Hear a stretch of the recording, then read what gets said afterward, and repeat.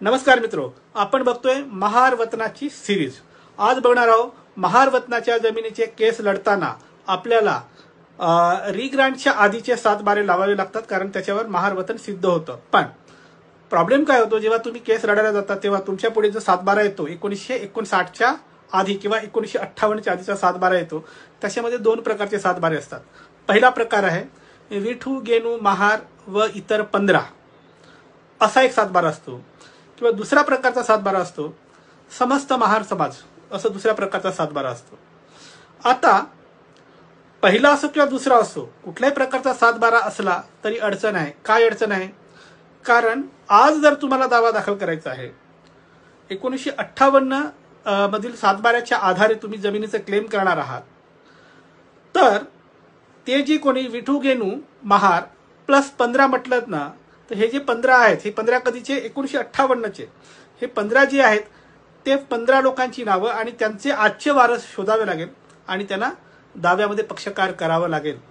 बरेचदा असं तुम्ही करत नाही आणि दावा डिसमिस होतो, कारण दाव्याचा एक बेसिक प्रिन्सिपल आहे, दावा मिळकतीत हितसंबंध असलेल्या प्रत्येक व्यक्तीला पक्षकार करणे आवश्यक आहे। आता हे जे विठू गेनू महार आणि 15 म्हटलात ना, ते 15 किंवा त्यांचे आजचे वारस हे संबंधित महार वतनाच्या जमिनीत हितसंबंध राखून आहेत, त्याच्यामुळे त्यांना तुम्हाला पक्षकार करावं लागेल। पक्षकार नाही केला तर दावा रद्द होतो। आता प्रत्यक्ष प्रॅक्टिस करताना प्रॉब्लेम कुठे येतो? समजा हे 15 लोक आहेत, त्यांचे वारस सापडलेत, त्याच्यातील 10 लोकांचे वारस तयार आहेत दावा दाखल करायला आणि ती वतनाची जमीन परत मिळवायला, पण 5 लोक तयार नाही आहेत। तयार नसण्याचे अनेक कारण असतात, त्याच्यातली सगळ्यात मोठं कारण म्हणजे यांनी गावातल्या कुठल्या तरी माणसाकडून पैसे घेतले आणि जमीन लिहून दिली असते, म्हणून ते तयार नसतात। मग या केसमध्ये काय करता?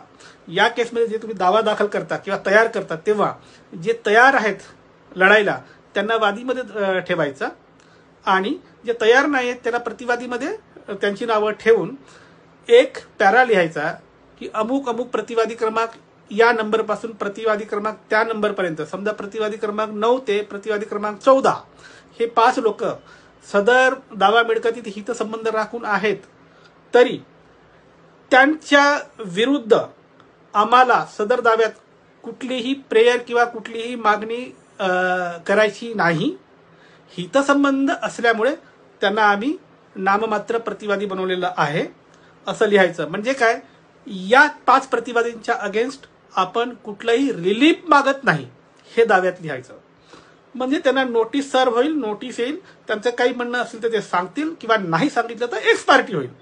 पण संबंधित व्यक्तीला दाव्यातून एक्सक्लूड केल्यामुळे जो दावा डिसमिस होतो ना, हे डिसमिसल तुम्ही अवॉइड करू शकता। आणि महार वतनाची जमीन लढताना किंवा जमिनीचे केस लढताना ही अडचण नेहमी येते, तर या अडचणीवर अशा पद्धतीने मात करायचं। आता दुसरा प्रकार तुम्हाला सांगितला 7 बाऱ्याचा, तो म्हणजे कुठला? की समस्त महार समाज असं लिहिलं असेल तर काय, त्या केसमध्ये सुद्धा त्या गावातले जेवढे महार आहेत त्या लोकांचे 58चे तेवढे नावं घ्यायचे, त्यांचे फॅमिली ट्री बनवायचं, त्यांचे आजचे वारस करायचे आणि याचं एक ॲफिडेव्हिट दाखल करायचं की समस्त महार म्हणजे या गावातील हे मूळ पुरुष होते 4 किंवा 5 लोक, त्यांचे आजचे वारस एवढे आहेत आणि त्यांची ही नावं आहेत, ॲफिडेव्हिट दाखल करा। म्हणजे 7 बाऱ्यावर समस्त महार असेल तर त्याच्यावर सोल्युशन हे आहे, ॲफिडेव्हिट।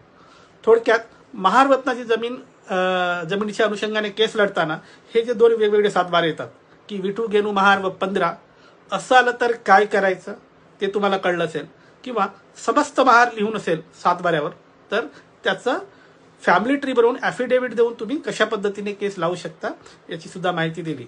त्यामुळे महार वतनाची जमिनीची केस लढताना या 2 गोष्टी लक्षात ठेवा, 7 बारा बघा आणि आत्ता जे मी सांगितलं त्या प्रकारे व्यवस्थित तयारी करून केस लावा। आता 2 सूचना, थेट फोन करायचा नाही, अजिबात करायचा नाही। खूप महत्त्वाचं काम असेल तर दिलेल्या व्हॉट्सॲप नंबरवर केसची माहिती लिहा आणि पाठवा। तुमच्या केसमध्ये मेरिट असेल तर आम्ही तुम्हाला सल्ला देऊ। आणि दुसरं, वैयक्तिक सल्ला मोफत नाही, त्यासाठी फीज लागू आहे। बाय।